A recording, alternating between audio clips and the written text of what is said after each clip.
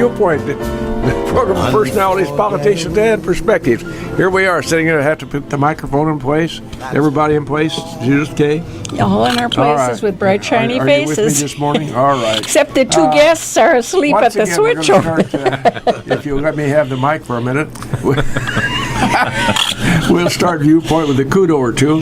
And since we're going to talk about the courthouse this morning, I think it seemed to be appropriate, Mrs. Busby, that we talk about the fine job that the various organizations in town have done of planting trees, well, setting trees, not planting, around the courthouse. Yeah. It looks really nice. There are some people who have gone to a lot of work. And so kudos to everybody who had a hand in putting a tree or decorating a tree around the courthouse. And I haven't been down. My wife doesn't let me out of the house at night, so I don't know what it looks like during the evening, but it must look very pretty. It's quite decent during the course of the day. So kudos to those folks. It's been eons, hasn't it, since we've had decorations for Christmas around the courthouse? Yeah, it's a year ago. Last year. Yeah. Oh, see, well, that's almost an eon. At her age, she counts a year. She counts a year as an eon at her age. So you understand that, boys. Well, listen. Let's get down to serious business. We've got some big things going on at the courthouse. Oh gosh, yes. And why don't you introduce our guests this morning, because they've made an extra effort to get here this morning, as maybe I did too. Well, you make it sound like I'm the only one who's happy to be here. Jim, I'm glad to see you. Bless you. Bless you. Well, we do have two very busy people here. I don't know when they sleep. Bill Walter is the restoration specialist on the big project uptown, which is the whole uptown, actually. I mean, you got the square, bud. Does seem to be the focal point. Yes.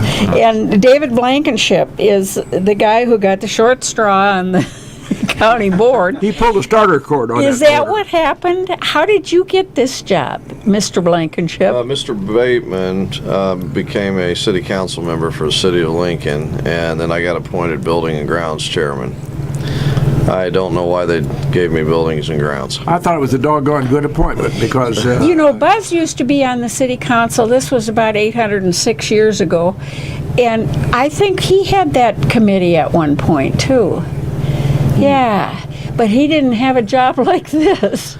Yeah, I believe it's, if not, it might be the largest project Logan County has ever undertaking, and I'm not sure, but I believe that might be the case. Oh, my, I would Very think well so. ranks up there. Yeah. So we have Mr. Bill Walters with us this morning, brought to us through the auspices of David Blankenship, who's done a pretty doggone good job of working for you and I up there. I guess. You betcha. Let's just start from square one, Bill. You came aboard when, and we are now where? Well, it actually, how time flies when you're having fun. It doesn't seem hardly possible that I believe I received my first phone call from David in almost 2 years ago. Oh. I think it was February, early March of was it 2019? And we had several chats by phone, a couple of them rather intense. Yeah. David is quite the interrogator, and I know because of what I've learned since then that his responsibility is very deep and very wide, and I appreciate and respect how much he went through to get what he considered to be the right team assembled for this project.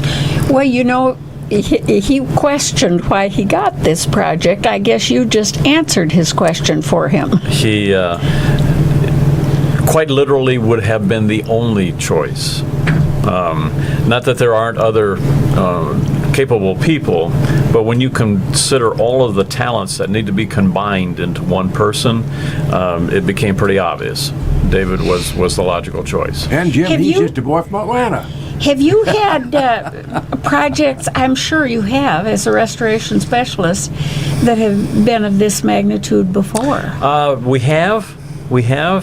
I will be honest when I say that the dynamics with this particular project are incredibly unique, and it's a first for me to consider the personalities, the character of the building itself, and what needs to be accomplished. So let's go back to square one, William, if you will, Okay. please.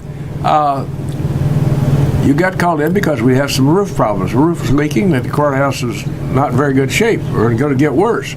Correct. So take it from there now. And you discovered on your inspection, and then we're going to go take it step by step. Right. Well, like I said before, a couple of the phone calls that David and I had at the beginning of the project, he indicated that the impetus for all of this were leaks that they were having through the dome portion of the courthouse. And it is, even just by casual visual assessment, a very dynamic and majestic dome on the Yes. courthouse. Yes. And you could also see my first and second visits that it was in need of repair, a dire need of repair. And I think the timing is such where we can obviously still do something for it, combining it with other needs that the courthouse has. But that was what brought me here the first time, the need to take care of the dome so that, as you are aware, there's an interior dome of stained glass, and that was suffering. Which is gorgeous. It is magnificent. Fortunately, it's been taken apart so Yes. that it is being protected. But they were concerned because of the leaks and the subsequent falling materials from deterioration would break the stained glass, maybe even to a point where it could not be repaired. Now, the stained glass was removed before you got here. Is that It true? was. It was. Uh-huh, Yes. yes. Which was a good move. Yeah. It was a necessary and very quick decision. Thank goodness. Yeah. I bet you said Very that well to made. yourself after you saw that it was. Well, you hate it.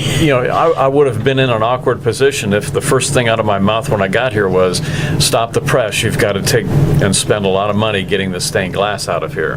They would have understood, but you like to start the project with baby steps and build into it and create what needs to be done. Having that already taken care of certainly put a lot of people's mind at ease. Very much so. Now, is that third floor courtroom, which Yes. is the biggest one in Illinois, isn't that right, David? Either the largest or the second largest. think- I believe it's actually the largest, isn't it? The largest operating, Uh-huh. I believe it's the second one by size. Is that in big bad shape? I'm going to answer that and then I'll say something else. Sure. Not really, but yes.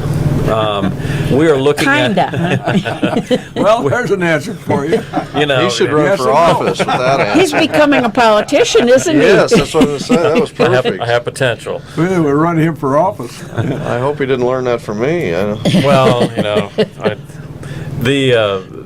I guess the direct answer is it is fully capable of being restored, and Which is a wonderful our thing. goal is to put it back in respect to the time period with which it was built. Yeah.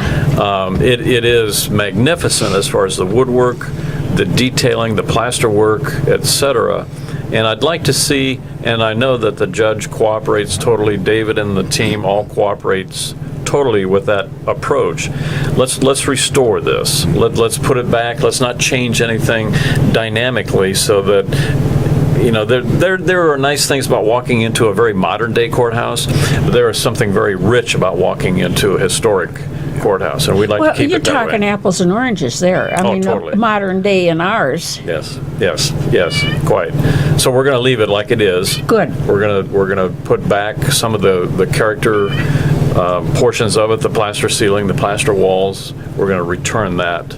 Now, aren't there, I haven't been up there for several years, aren't there a lot of murals up there?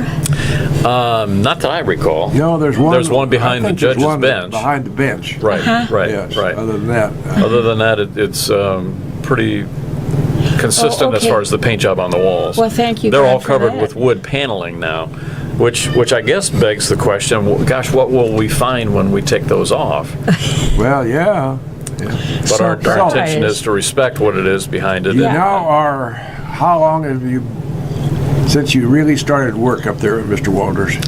Well, my job starts real early.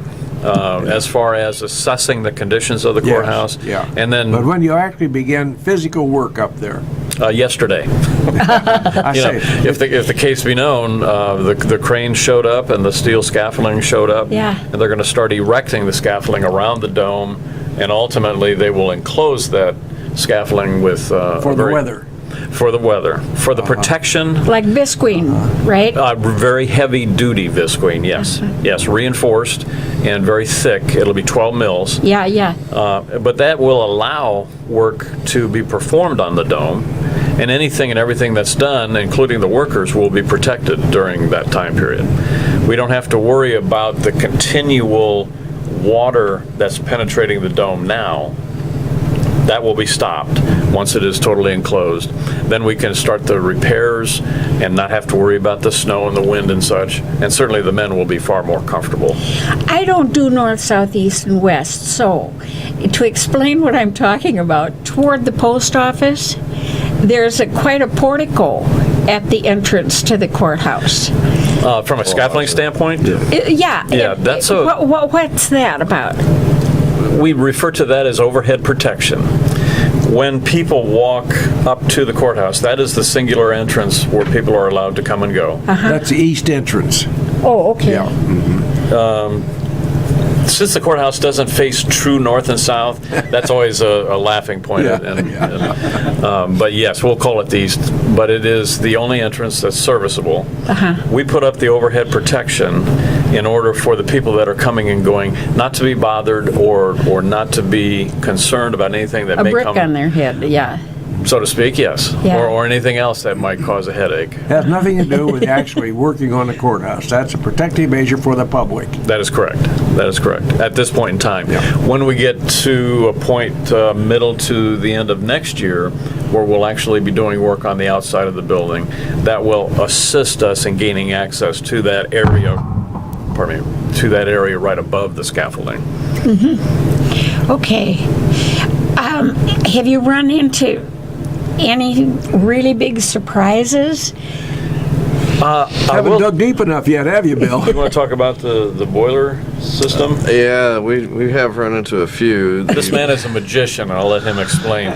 Well, I know you guys have bonded, haven't you? We have a real bromance. Yeah, we Yes. do. We do. Yeah. Technically speaking. Yeah. Good for you. So, your first problem there, Mr. Blankenship, was? The boiler system. The courthouse currently has two boilers. The secondary boiler had gone down due to leaks, and Oh, boy. then at the onset of this winter season, the primary boiler went down, and Isn't that special? we received. Yeah, exactly. The last thing you need to happen. It needs to get us through at least one more heating season, possibly the beginning of another one while we're installing the new HVAC system. And we had some pretty bad news. We were told that we need to remove it immediately, and most likely we would have to install temporary heating outside, where they actually literally Really? bring it in on a semi-trailer. And we were looking at a rather majestic expense. It was about $40,000 projected expense to hook it up, and then the rental fees alone were $15,000 to $30,000 a month. Plus, we would have all the month? A month, yes, that's correct. Oy, oy, oy. And so we went down and inspected it, and I happen to know of a company that was capable of repairing it out of Peoria, and they came. They came down roughly an hour and a half later. And we've got the entire boiler up and running for less than $15,000 right now. Oh, boy, I bet they So- kissed you right on the cheek when you did Well, that. You know, he was two things I got to interject, and I'll let Dave continue. The fact that this man was there in an hour to an hour and a half, Yeah. in this industry is unheard of. Yeah. Is there? Secondarily, the guy that they sent, Knew what he was doing.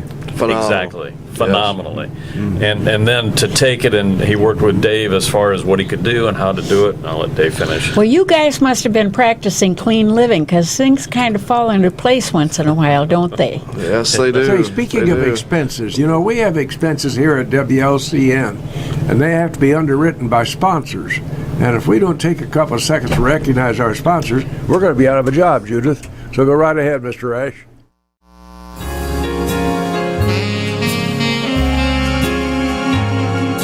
We're right back on live in the air. Here we are. Yeah, why don't you join us? WLCN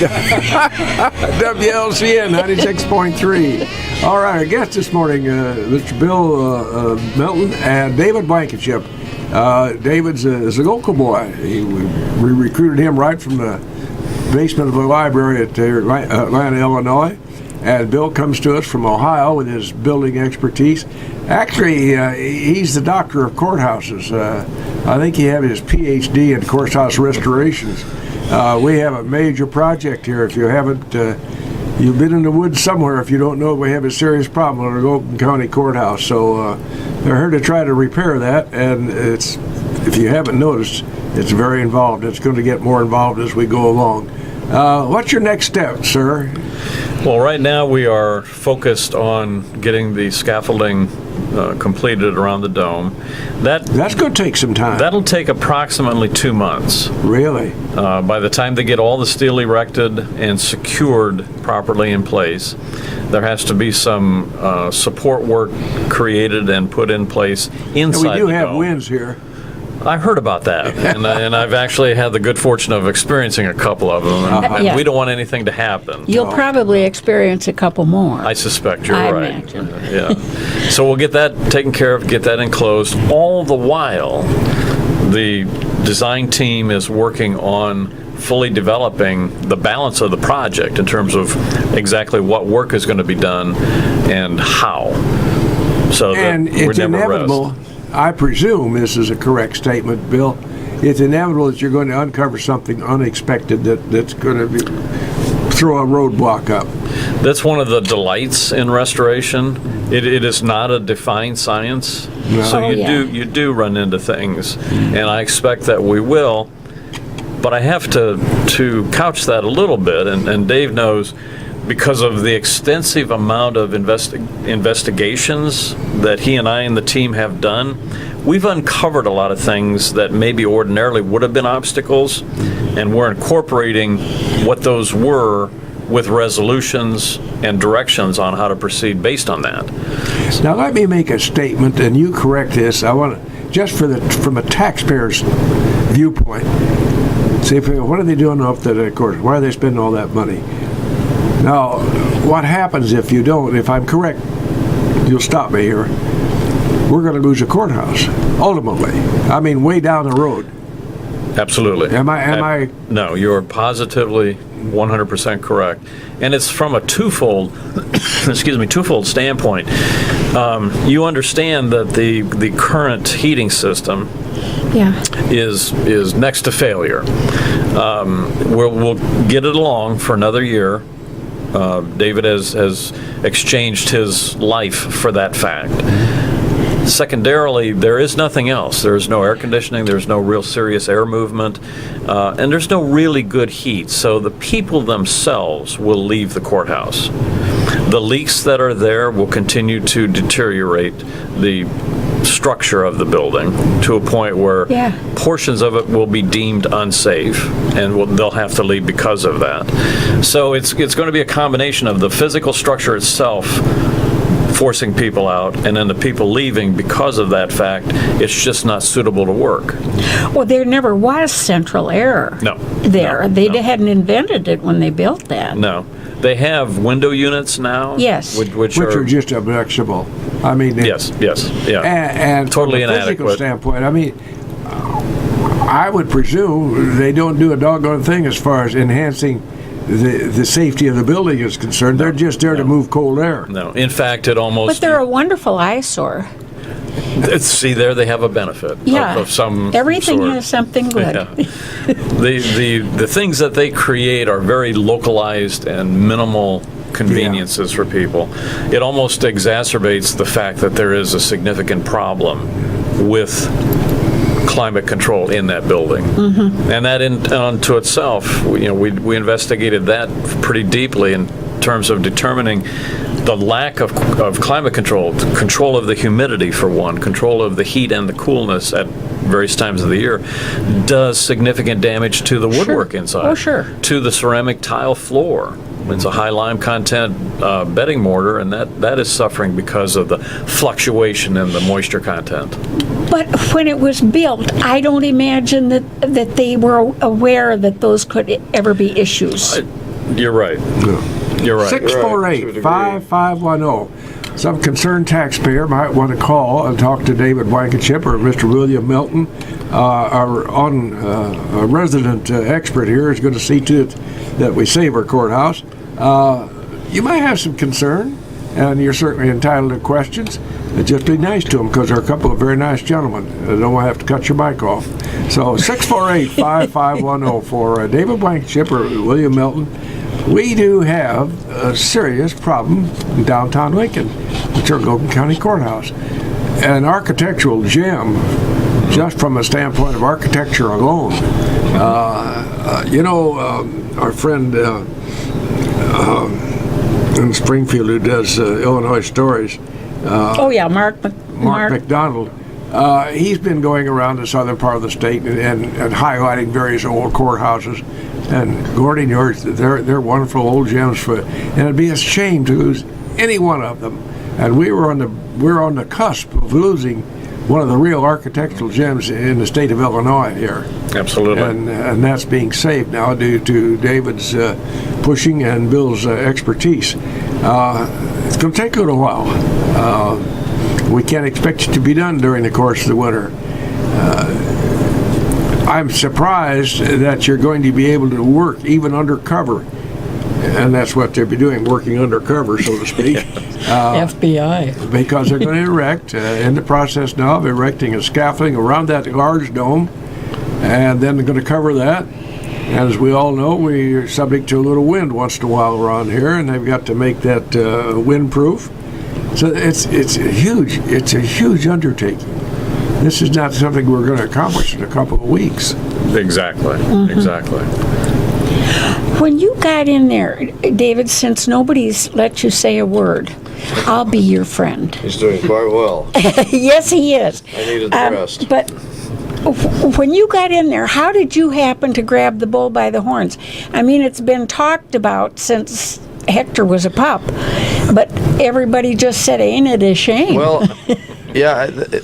You see that? They were looking at it incidentally, I think, and it was almost like they would address an individual problem when it came up, but they would not look at the entire problem that we were having, because it was everything. It was electrical, it was windows, it was HVAC, it was the dome leaking. And so when I took the bull by the horns, I looked at it as a whole, and that's when I told them, a lot of times they knew things that needed to be done, but no was always the answer. It was always, we didn't have the revenue. There was always no, and it came to the point when no was no longer an acceptable answer. So I had to get rather dramatic on occasions to really wake people up, because as a B&G chairman, I finally got to the point where I said, what do you want me to do with the people? Do you want me to put them in FEMA tents outside? What are you wanting done here? And I basically laid the options on the table, and with Bill's help, and we gave him the good, the bad, and the ugly, and finally we got the ball rolling in the right direction. Now, how has this tax that was implemented affected you, or hasn't it gone into effect yet? It's gone into effect, Judy. It's facilities tax. It's dedicated to the courthouse only, and there is a sunset clause on it, a 20-year sunset clause, and 50 cents per $100. And it has gone into effect. We have received the bond money, and even prior to that tax going into effect, we had already started planning and design. Once the referendum passed, and even prior to that, just a little bit, yeah. We were kind of moving by faith, and we began planning and design even before we passed the referendum.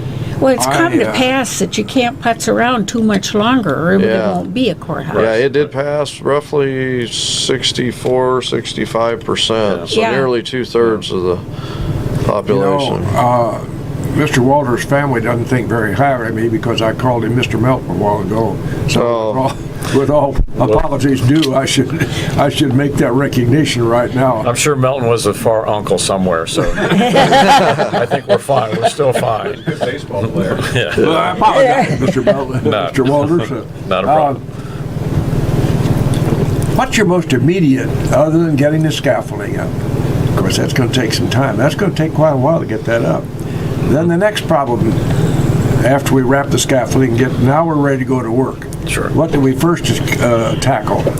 The actual work on the dome itself, Dave is keenly aware of the fact, and we translated that to the board as well. You get that scaffolding built, they still would like to receive their monthly rent money for that scaffolding. So we don't want to have that be an expense without rewarding it with work being done as a result of it being erected. So we're putting into place right now. I like the way you think. You're not a politician, are you? Well, I suffer a little bit in that regard. Yeah. So we're going into high speed in terms of developing the actual project for the dome restoration, so that by the time they are done constructing the scaffolding, we will have a contractor with direct orders on what to do going to work on the dome itself. And we're phenomenal as far as multitasking is concerned, and Dave brings that to the table, so we're all able to consider other aspects of the project and develop those and get contractors on board so they can start that work as well. So we're not letting any moss grow. We're getting it done, but the dome, to answer your question, the dome work, the restoration work will be started immediately upon completion of the scaffolding, and then we'll sink our teeth into the balance of the work. Probably the biggest project then would be the heating, ventilating, and air conditioning. That is going to be a major undertaking since there's nothing there to work with. Well, that's a point I want to make about that heating, air conditioning. We don't have air ducts. Our heating was the old-fashioned boilers, where the hot water went through steam radiators, and that was where we got our heat. Now you're faced with a whole new problem there, Mr. Blankenship. What will happen as we renovate? Well, the first thing we did, Bill, is we're looking at having whatever systems we implement, we're looking at having redundancy. We want to make certain that if we have, for example, for heating, we're going to use hydronic hot water boilers, but we're going to use more than one, and they're going to be very high efficient, and they'll actually, in a sense, they'll be able to communicate with one another. So if one goes down, the other boiler can stand up, so to speak, and take over.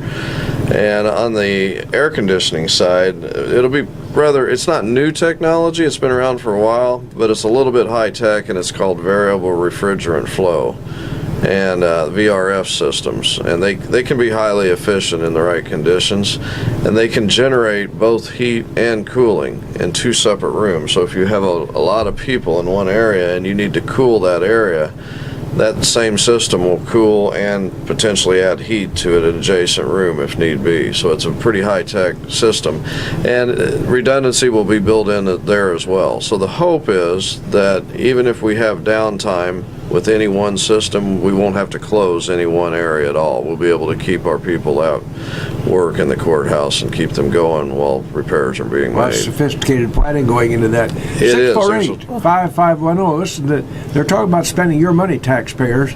You may have some questions, and if you think they're not smart, don't worry about that.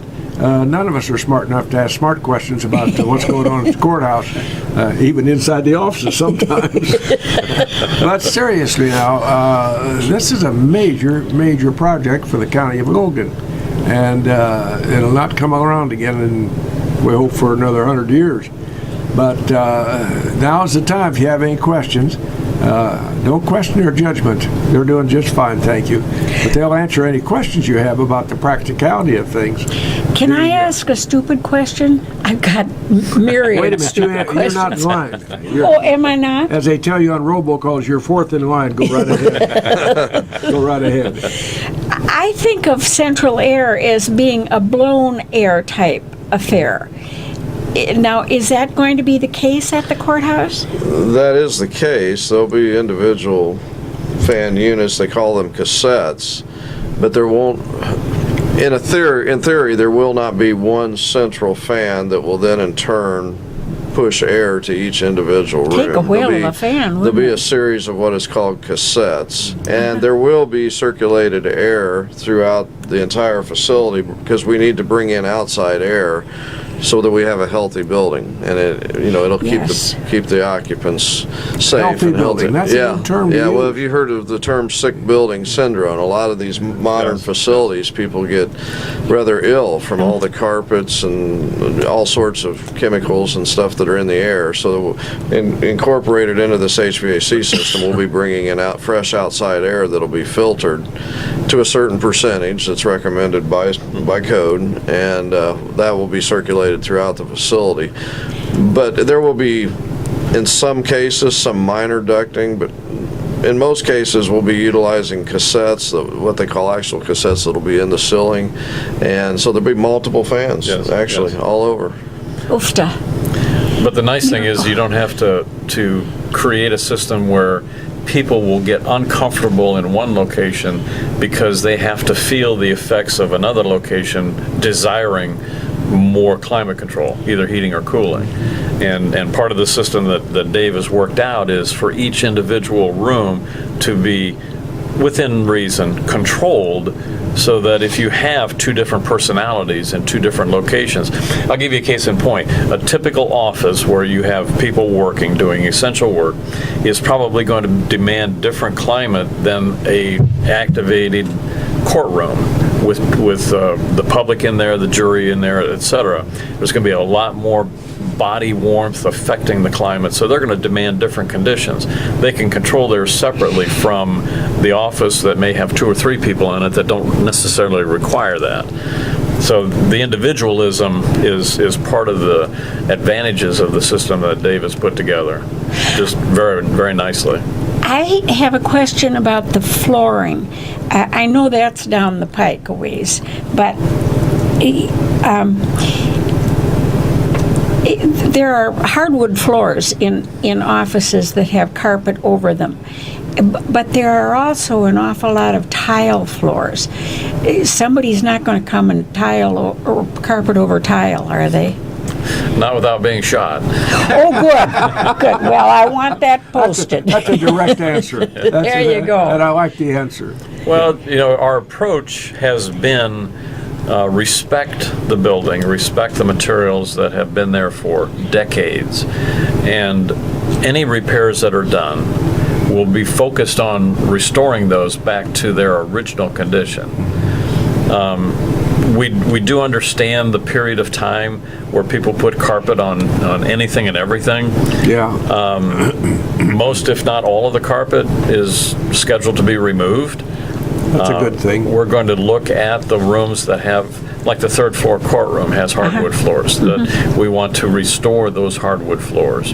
We can put temporary runners down, and that is in respect to people that come in from the outside that might have snow and ice on their boots, etc., to kind of help protect the wooden floors. The other offices that have carpet now that might be on hardwood, or there are some offices that have a combination of ceramic tile and hardwood floors.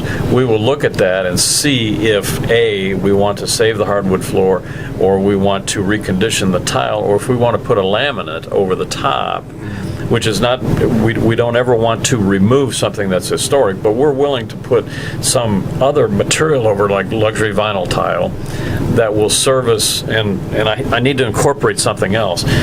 David is working with the team as far as developing perhaps in-floor heat, and that would help with the application of the vinyl tile, because you can lay your bed of heating coils down and then put the vinyl tile over the top and have a very comfortable wearing surface that still we will maintain the historic underneath, which is always the first and foremost rule that we abide by.